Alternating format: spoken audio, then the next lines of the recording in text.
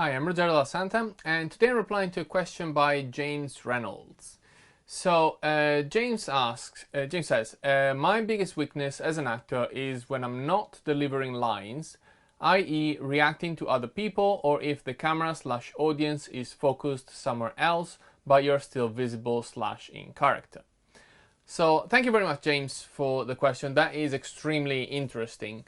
So just to be clear, I'm going to be talking about screen acting here, not stage acting. Some of it will apply to stage, but I'm much more experienced in screen than on stage, all right? And also, the two are actually very, very different, especially when it comes to reactions.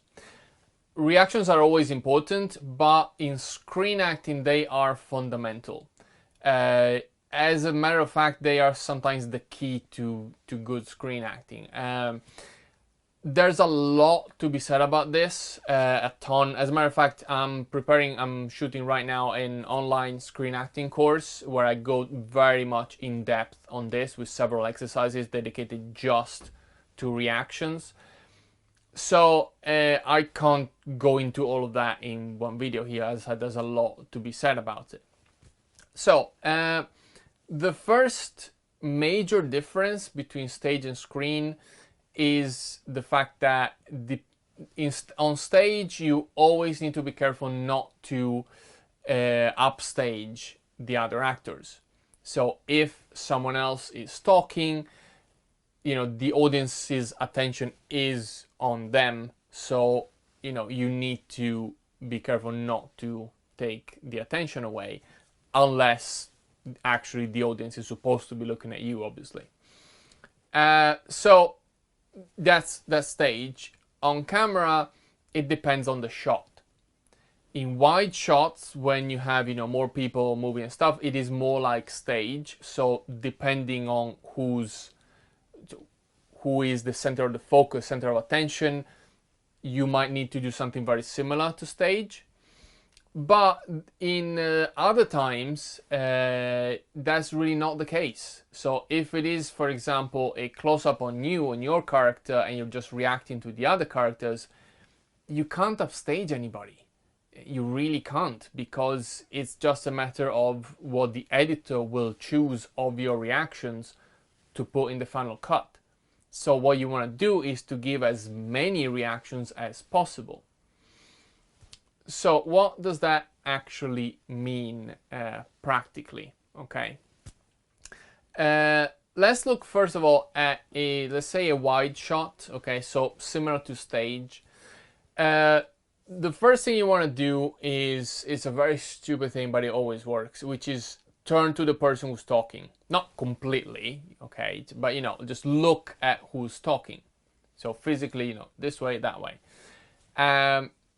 And then listen to what they're saying, and as a character, you can make the decision beforehand, you know what they're going to say. Make sure you react to what they're saying. Make sure you also share the reaction with the audience sometimes, to a certain degree. So sometimes it might be a big reaction, so if you're like super shocked or whatever, if it's a comedy, it can be a bit bigger. If it's a serious thing, then it can be a bit subtler.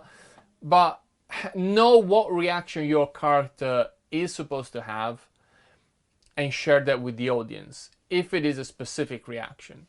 If it's not, you can still have a tiny shift or something. Again, not anything major, not anything that would distract the audience if you are on the stage or in a wide shot.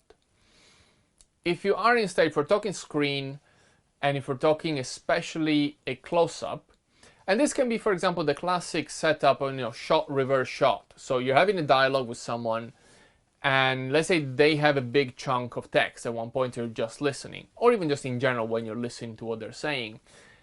The big issue that I see a lot of actors do is that they do actually listen, and the problem is that in real life, when we actually just listen, we don't do anything.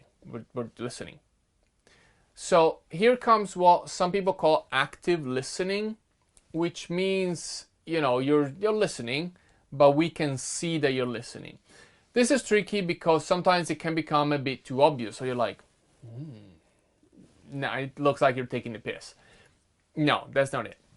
So to make this clearer, I've come up with a definition, which is we have specific reactions and non-specific reactions. What does that mean? So a specific reaction is an emotional shift that comes from what the other person is saying or doing, and it is specific. So it can be that, the other character says something and I'm embarrassed, for example. So I go from neutral to like something like that. Or, makes me angry, like from whatever I'm trying to understand, for example, and I get more serious. I show this precise shift in my emotions. Okay, that's a specific reaction. The non-specific reaction instead is literally just something that breaks this completely blank stare that I'm having there. So I'm listening and then I do something that can be just look away, look back, for example. Can be just swallowing. If it is something more tense, you can be clenching your jaw. Or it can be just, furrowing your brows a little bit, or tilting this way, tilting that. Careful with the tilting, it can create issues in continuity. A little something. You don't want to be doing it all the time. It's not like, no, that doesn't make sense. So what you want to do is to give the editor, because remember, that's what we're talking about. We're talking about giving the editor stuff that they can pick and put in the editing, okay? So they don't stay always on the person talking, but they cut every so often, they cut to reactions of you listening to them, okay? So what you want is a few moments where you are pretty much just completely still and just looking, and then you have a little shift. Now a few moments away and back. Now a few moments solo. Now a few moments away and back the other way. This might sound stupid, but it is literally what editors look for.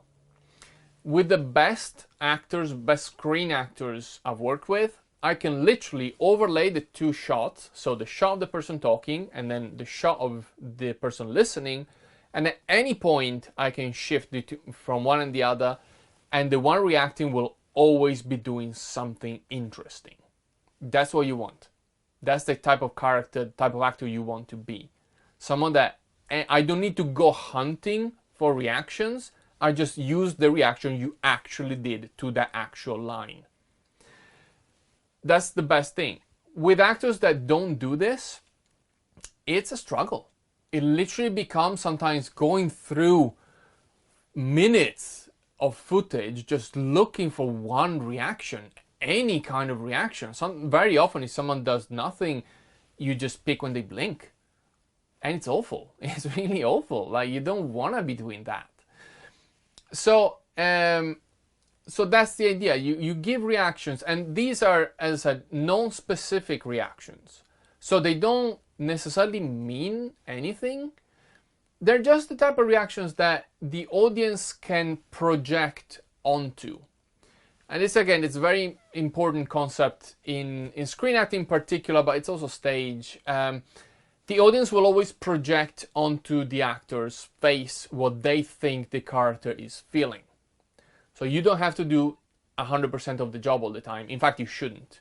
If you're giving everything, you're shoving it down the audience's throat all the time, is too much. What you want to be doing is allowing the audience the space so they can do part of the job. How do you do that? It is partially this. It is partially knowing when to just give a reaction, a movement, literally, that's all it is, that is non-specific. So what does this mean? Nothing. It doesn't mean anything. But you put it in the context, you put it as a reaction to a line that is being said, and it just shows that I'm still engaged in the conversation, right? Of course, then you can color them a little bit. So if in general I'm pissed off at this person, then I won't be relaxed. I can still do a generic reaction, but the overall coloring of my emotions is I'm pissed off at you. So, you know, it can be a certain tension there. All I did is look down, look up. It's non-specific. I'm not meaning anything by that, but I am overall pissed off. And again, it's something that the editor can pick and put as a reaction to something that was being said. So again, it's a bit tricky because obviously all of these reactions need to look absolutely natural. They need to look and feel organic. So you might need, as I said, there's a lot to be said. I've got specific exercises for this in the course I'm preparing, and it's tricky. I can't just tell you do this. But the bottom line is that, like, you need to train yourself to give believable reactions that don't necessarily mean anything. They're just options to the editor in general. And then in specific moments when you do need a specific reaction to something that was being said or something that happens, then that is a specific reaction and you need to know what it is. Usually, as I said, they come as an emotional shift. So from the emotional state you're in, something changes, you have a reaction, you get into a different emotional state. Sometimes you might have 3, 5 in a row if there's a scene with plenty of revelations or whatever. Or sometimes it might be just one in the whole scene. It depends. But anyway, this is how I like to think of reactions, especially on camera. I hope this helps. Guys, let me know what you think in the comments below. Let me know how you like to deal with this issue of, you know, active listening, if you like, or, you know, reacting in character when you're not doing anything. Let me know in the comments below. If you have any requests for other topics or other things you'd like me to talk about, again, please leave a comment down below. Last thing, as always, please like, subscribe, and share the video, and ring the bell so you get notified when I post a new one. Thank you very much, and I will see you soon. Bye-bye.